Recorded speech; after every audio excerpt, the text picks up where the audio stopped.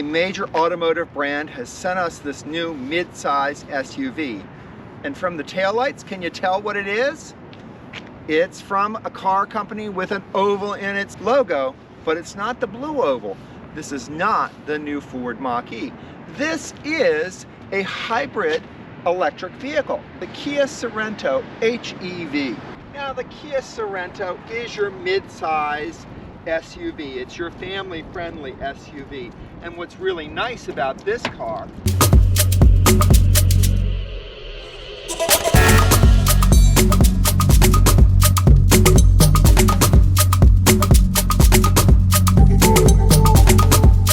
it's William Hopper, the real DC car guy, and we're here with the 2021 Kia Sorento HEV. This is Kia's mid-size SUV with a hybrid engine and all the power and, most importantly, fuel economy of a hybrid. So what's new about the Kia Sorento for 2021? Well, it's been completely redesigned. It's all new. It's on a new chassis. And most importantly, it comes now in a hybrid version as well as a plug-in hybrid. This all-new Sorento from Kia is about $1,000 more than the outgoing 2020 model. But there's a reason for that. There's a lot more technology in this vehicle, a lot more safety in this vehicle, and a lot of safety that's standard in this vehicle, even at the lowest trim levels. But when you speak trim levels, there are multiple trim levels on this vehicle. But what's most impressive is that there's 4 powertrains. The traditional 2.5 liter GDI gasoline engine, a 2.5 liter turbo gas engine, both with 8-speed transmissions, and now, like the one we're driving, a 1.6 liter turbo gas hybrid engine. And that's hybrid. That means it is also using battery power, which is going to be great for your fuel economy. But what we're really looking forward to is the Kia Sorento plug-in hybrid, which is due out in 2021. The 2021 Kia Sorento is a mid-size SUV, but where it differs, it's a 3-row mid-size SUV. This specific hybrid vehicle is equipped with 2 front seats, 2 second-row seats in captain's chair mode, and a bench seat for the 3rd row.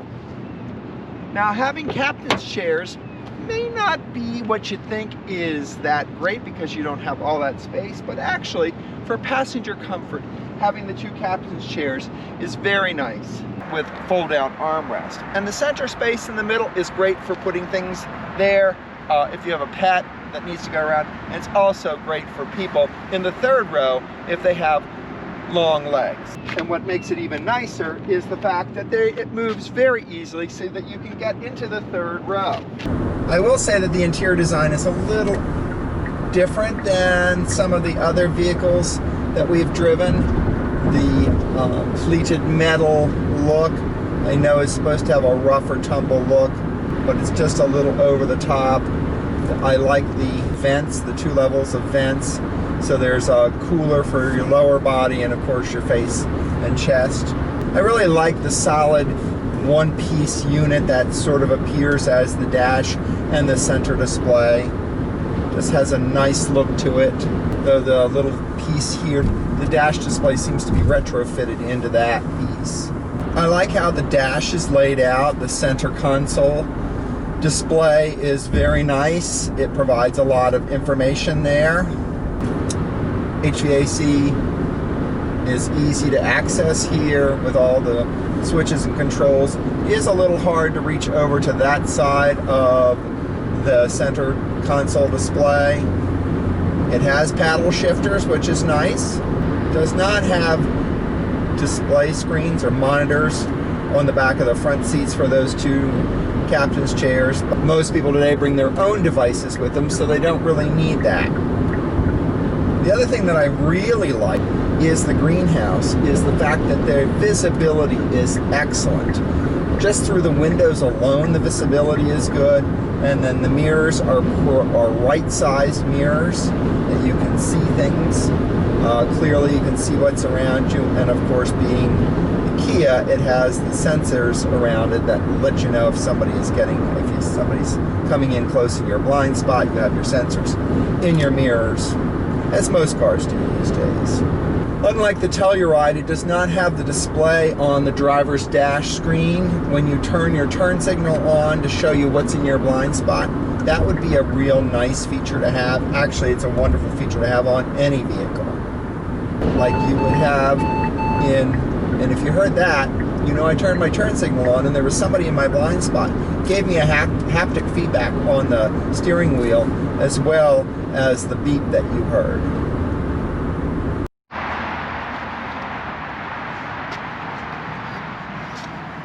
Now, I'm not sure that we're really enthralled with the textured dash.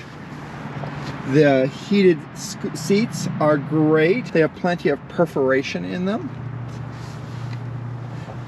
And one thing we really noticed is how large the door handles are on the front and rear doors. The slab side of the SUV is just a design you really cannot get rid of.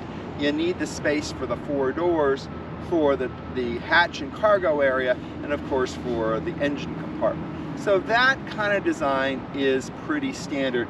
The thing that we find a little funny about with Kia is that they do like to add the gewgaws onto their car designs. Like this one with a little bit of chrome there and a little chrome down here. Most of those, they don't really mean anything. They could be looking like vents or something. Honestly, they could both be blacked out in my opinion. And the little chrome detail here, which is sort of a vent detail, it could be equipped with a light, or it could have a vent, or it could be blacked out. Though you can see that it has cut lines in the body panels. You can see where it fits into the body panels. Very nice styling. Basically, it is pretty quiet, pretty conservative. Other than those things, the chrome roof rails up here are a nice addition as well. This vehicle, of course, has a panorama sunroof. We noticed recently on the Kias that we've reviewed that the front grille and the front design is somewhat similar, but each one has a little different one. A little bit of a fish scale there design, the sweeping front end there, whereas the Seltos we had lights in here. This does not. It has a very simple kind of snake-like eye there, plenty of front bumper space, plenty of vent space for the engine, the different places for all of the sensors for the radar when you're driving. The 2021 Kia Sorento has things that we all like. One of them is all of the cargo space that this three-row SUV offers. While the third row is up, there is a small amount of space here to put your packages in. You can put one of the seats down in the third row, gives you more space. You can also put down the two second row captain's chairs to give you plenty of space. One of the downsides is it's not a flat open cargo space. And of course, as many of these modern cars have, is the technology where you push a button and the door opens on its own. Now, there's not a proximity key on this model, which we found troublesome in other cars, because if you're around the back and you happen to have your key in your hand, the trunk or gate opens, and that's not always the best unless you really want it to open. We have not found that this does not have kick activation, so you're going to have to use your Kia key or reach under here and hit the button to open it. The 1.6 liter hybrid engine provides plenty of power. Having the battery pack down low gives it a lower center of gravity, which gives it excellent cornering. Acceleration is classic hybrid. You've got the torque of the hybrid, keep right up there. You would not realize that this was not a 6-cylinder engine vehicle. Fuel economy right now on the highway, we're looking at 27.7 miles per gallon, and I just got started. So I'm sure that that's going to go up.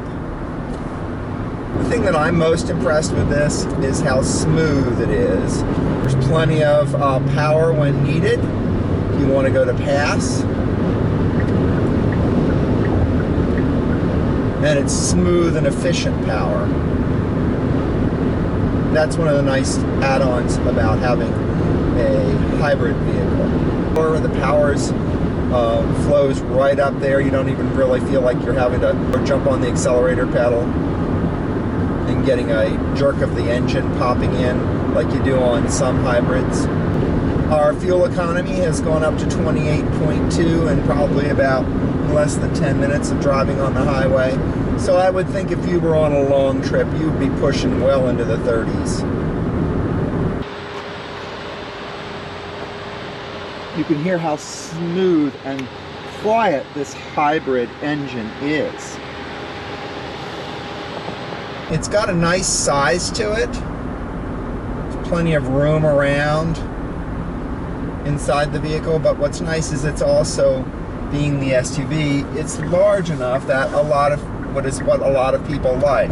It's a mid-size SUV, but the size of it works very well when you're out in traffic. You feel like you have a good command of the road, you can see everything, and people can see you.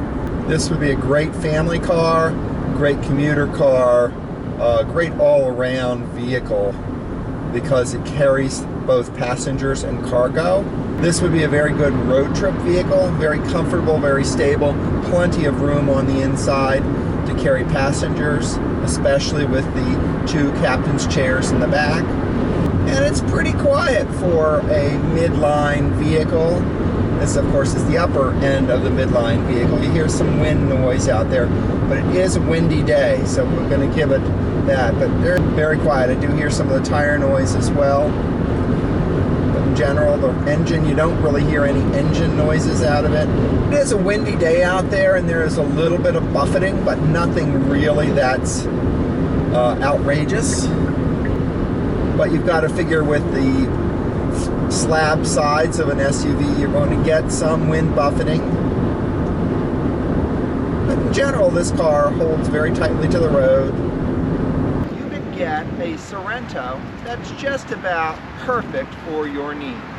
This comes in an LX, an S, an EX, an SX, and an SX Prestige. Kia has been making some really incredible vehicles as of late.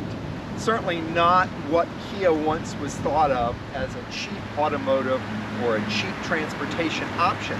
Kia vehicles are smart, they're well designed, lots of safety and technology.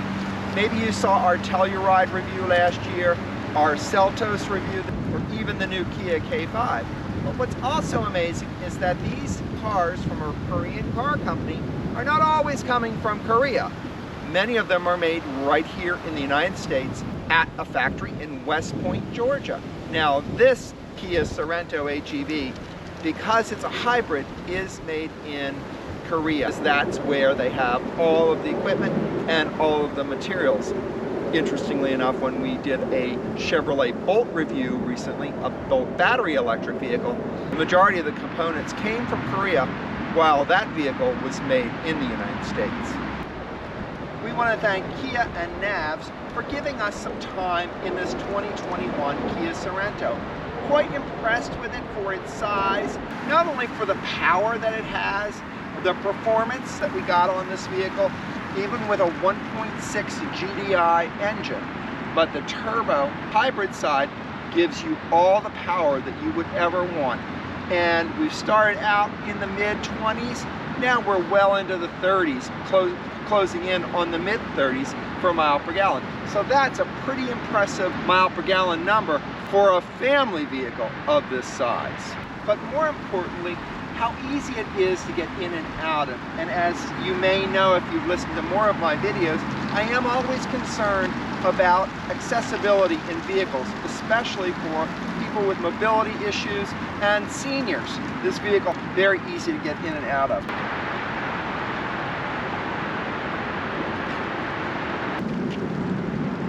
I want to thank you for joining us as we reviewed the 2021 Kia Sorento Hybrid Electric Vehicle, or HEV. Quite impressed with this vehicle, as you have heard throughout our review, and we encourage you to test drive one if you are looking for a mid-size sport utility vehicle that is both comfortable for the family comfortable for long trips, and also gives you tremendous fuel mileage. Thank you for joining us on this walk around of the 2021 Kia Sorento Hybrid electric vehicle. We hope you've enjoyed this video, and if so, please smash that like button, subscribe, and follow us here on YouTube on The Real DC Car Guy.